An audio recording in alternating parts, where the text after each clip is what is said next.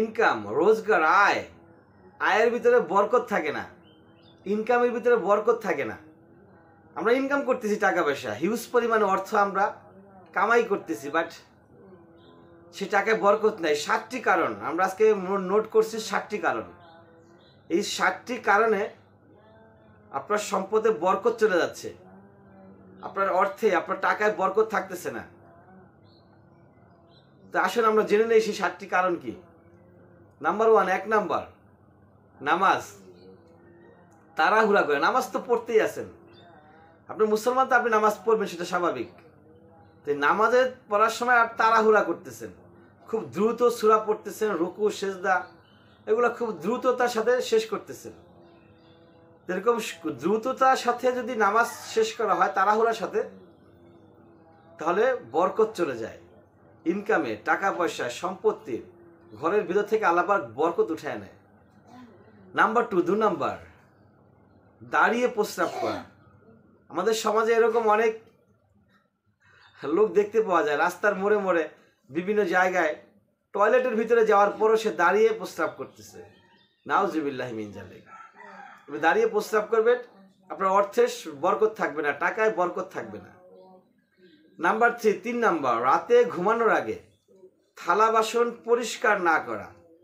মা বোনদেরকে বলতেছি, আপনারা একটু কষ্ট হবে, তারপরও রাতের বেলাটা পরিষ্কার করে নেবেন। খাবার দাবারের যে হাঁড়ি পাতিলগুলো থাকে, কড়াইগুলো থাকে, প্লেট থাকে, গ্লাস থাকে, সেই জিনিসগুলো রাতের বেলা পরিষ্কার করে নেবেন ধুয়ে, অথবা আপনার ঘর থেকে বরকত চলে যাবে। আর যদি আপনার কাছে প্রবলেম মনে হয়, নিতান্তই আপনি আজকে পারতেছেন না, শরীর দুর্বল মনে হচ্ছে, অসুস্থ মনে হচ্ছে, আপনার পক্ষে এটা করা সম্ভব হচ্ছে না অ্যাট দিস মোমেন্ট, ওই টাইমে আপনি কি করবেন? ওই টাইমে ওই জিনিসগুলোকে ঢেকে রাখুন, ওই জিনিসগুলোকে ওই টাইমে ঢেকে রাখতে হবে। আদারওয়াইজ শয়তান ওখানে থুতু মারে, রাতের বেলা আসে শয়তান, আইসে নোংরা হাঁড়ি পাতিলগুলোতে শয়তান থুতু মারে, আর বরকত চলে যায়। তারপর 4 নাম্বার, অপরিষ্কার জামা কাপড় পরে নামাজ পড়া। নামাজ যখন পড়বো, নামাজের সময় অবশ্যই পরিষ্কার কাপড় থাকতে হবে। নামাজের সময় কাপড় হইতে হবে পরিষ্কার, এবং সেখানে আপনার ঘ্রাণ, সুঘ্রাণ, আতর জাতীয় কিছু একটা ইউজ করতে হবে। নবী সাল্লাল্লাহু আলাইহি ওয়াসাল্লাম আতর ইউজ করতেন, আমরাও আতর ইউজ করবো ইনশাআল্লাহ তাআলা। নোংরা কাপড় কখনোই পরা যাবে না, অপরিষ্কার কাপড় শুধু নামাজের সময় না, কখনোই পরা যাবে না, এটা সর্বদাই পরিত্যাগ করতে হবে। 5 নাম্বার, দাঁড়িয়ে পানি পান করা। পানি পান করার সময় অবশ্যই বসে পড়তে হবে, বসে পান করতে হবে। 3টা রুলস আছে না পানি পান করার।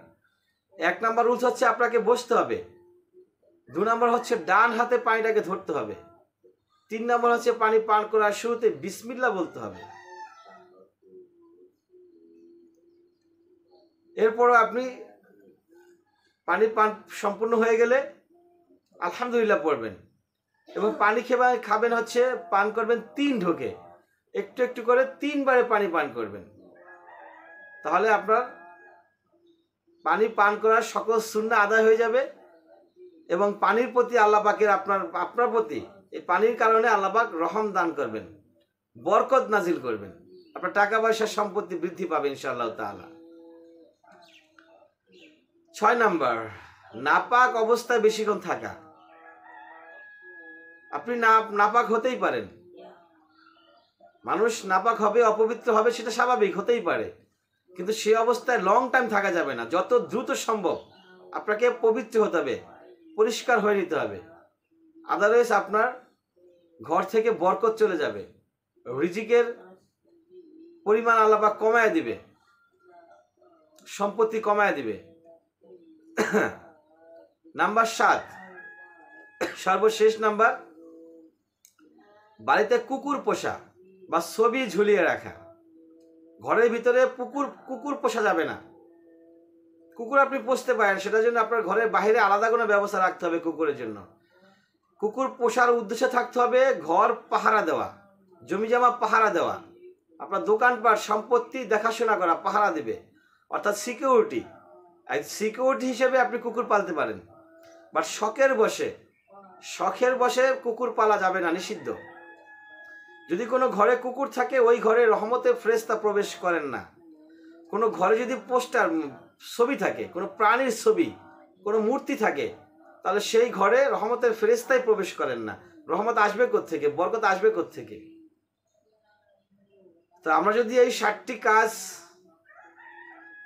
সহি সালামতে করতে পারি, ইনশাআল্লাহ তাআলা আমাদের ঘরে মহান রব্বুল আলামিন বরকত নাজিল করবেন। আর যদি বরকত নাজিল হয়, তাহলে আমাদের সম্পত্তি, টাকা পয়সা, ধন দৌলত ইনশাআল্লাহ তাআলা বৃদ্ধি পাবেন। ওয়া আখির দাওয়ানা আলহামদুলিল্লাহি রাব্বিল আলামিন।